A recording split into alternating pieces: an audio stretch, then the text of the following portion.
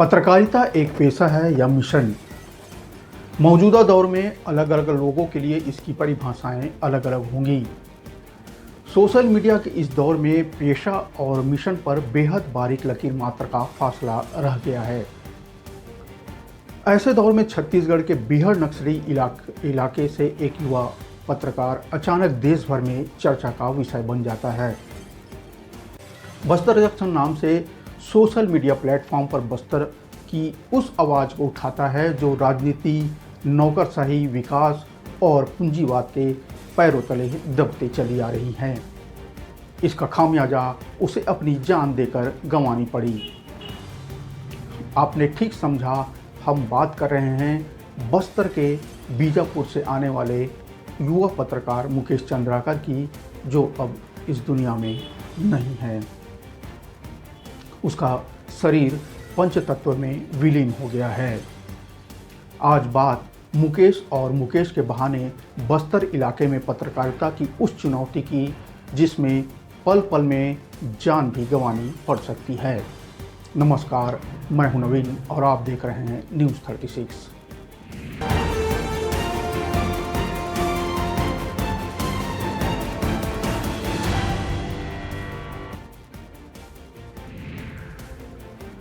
मुकेश चंद्राकर की हत्या की वजह बनी सड़क में भ्रष्टाचार का एक ऐसा नांगानाच किया गया था कि उसकी जांच में बाधा डालने के लिए ठेकेदार और उसके पार्टनर्स कुछ भी करने को तैयार थे।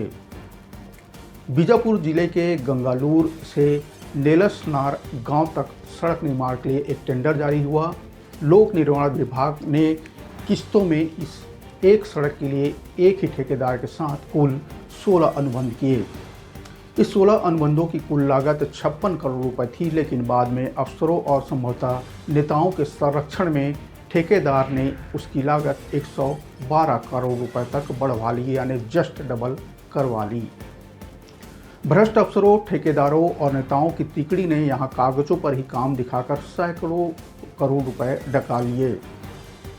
ऐसी खबरें अमूमन हमें आए दिन दिखते रहती थी। सरकार बदलने के बाद इनमें से कुछ की जांच शुरू हो गई। ऐसे ही एक भ्रष्टाचार को उजागर करने की कीमत पत्रकार मुकेश चंद्राकर को अपनी जान देकर चुकानी पड़ी है।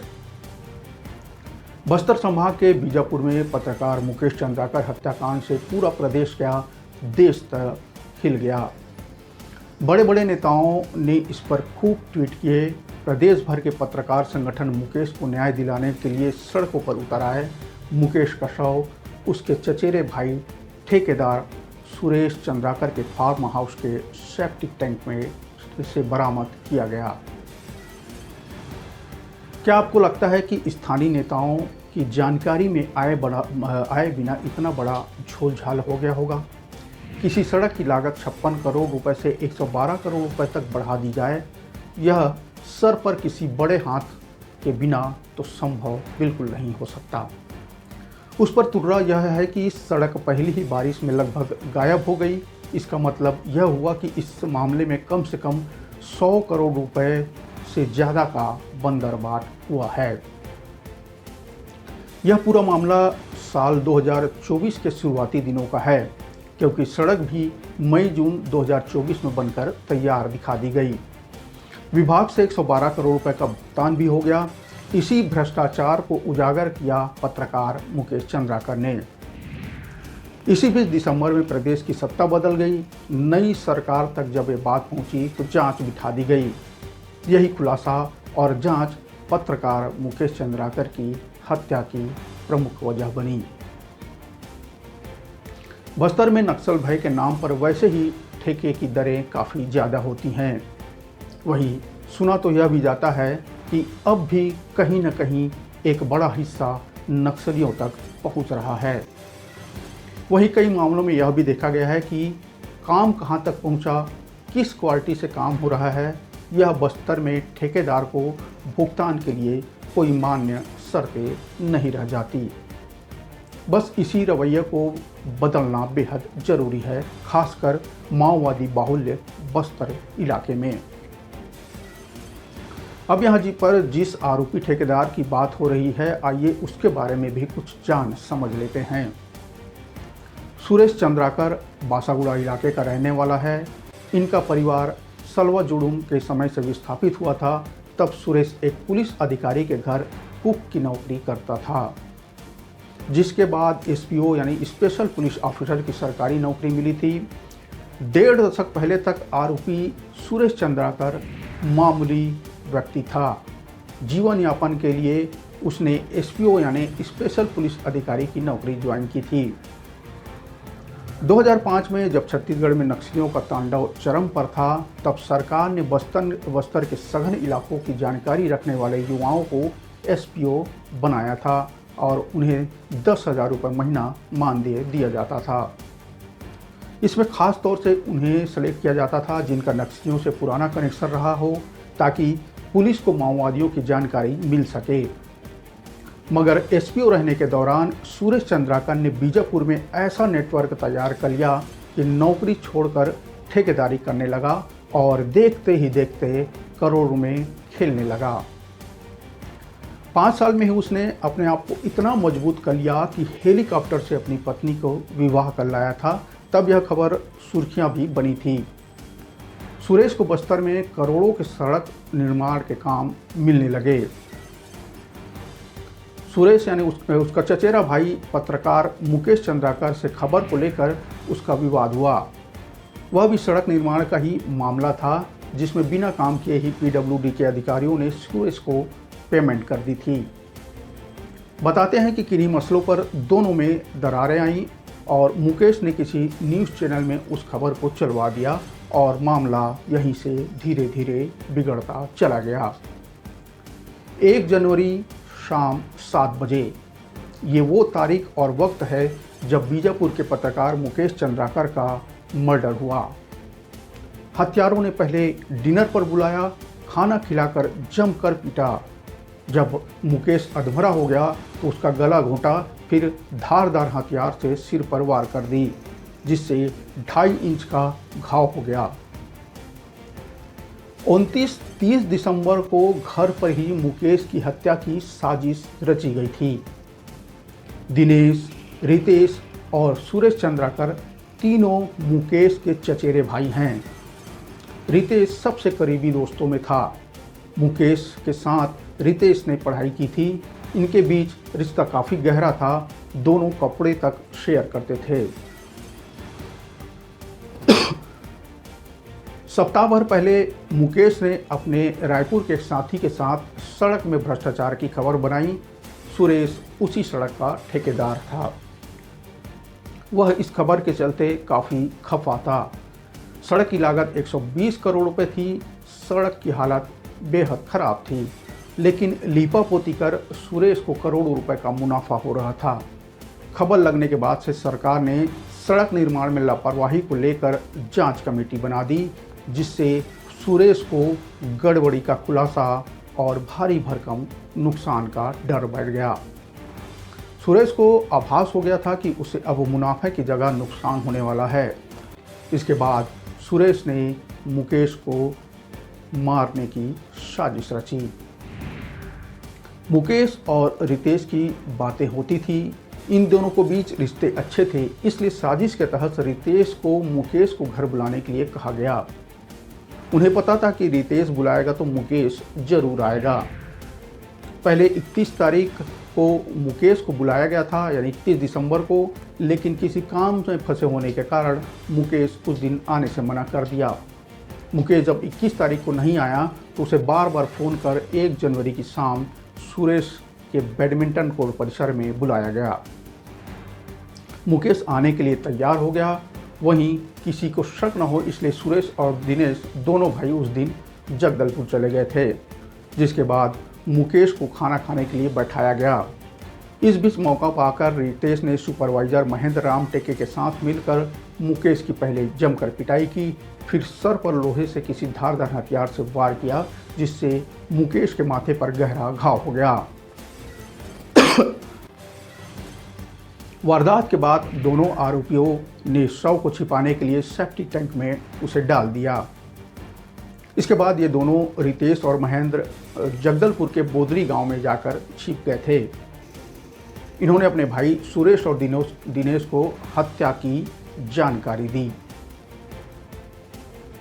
3 जनवरी को लाश मिलने के बाद पुलिस ने 4 जनवरी को मुकेश के 2 चचेरे भाई दिनेश चंद्राकर और रितेश चंद्राकर और सुपरवाइजर जो महेंद्र राम टेके उसको गिरफ्तार कर लिया। वही मास्टरमाइंड ठेकेदार सुरेश चंद्राकर अब भी फरार है। वारदात के बाद सभी का अलग अलग लोकेशन पर भागना पहले से तयशुदा था। बाद इसके तीनों आरोपी मुकेश की लाश को ठिकान लगाने की जुर्रत में भिड़ने लगे।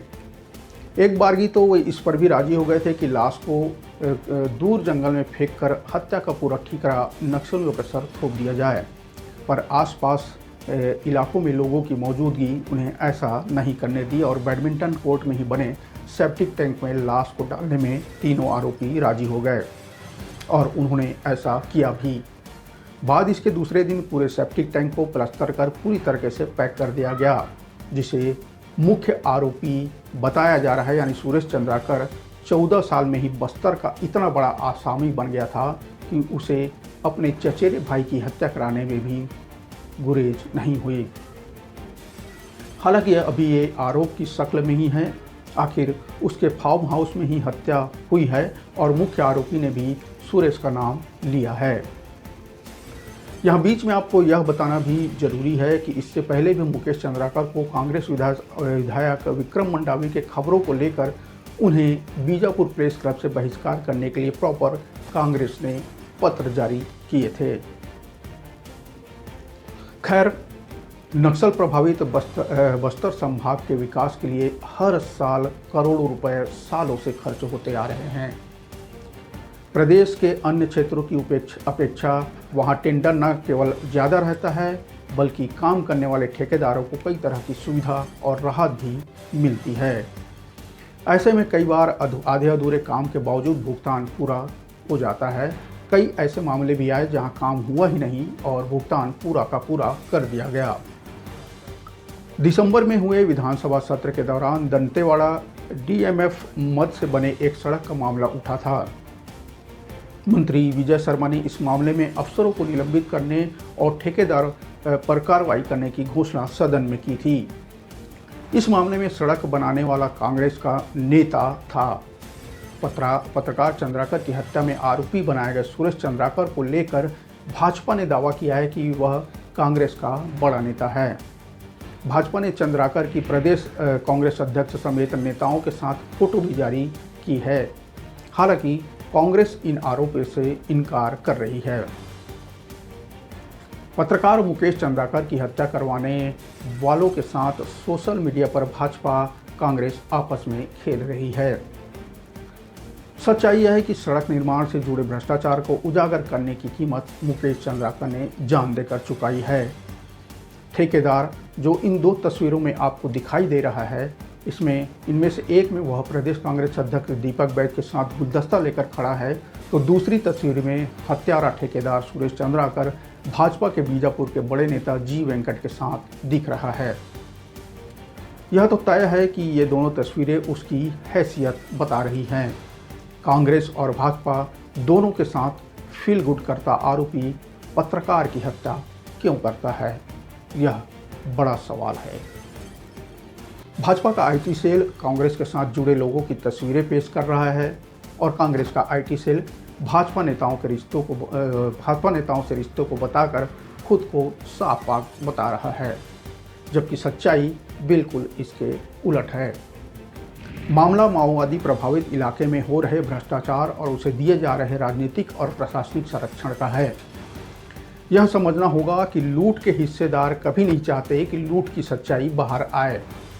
अब समझिए कि भाजपा नेता जी वेंकट के साथ सुरेश चंद्राकर की तस्वीर निश्चित तौर पर हालिया ही है, यानी कल तक कांग्रेस के साए में भ्रष्टाचार का पर्याय रहा ठेकेदार सुरेश चंद्राकर अब भाजपा का प्यादा होने लगा।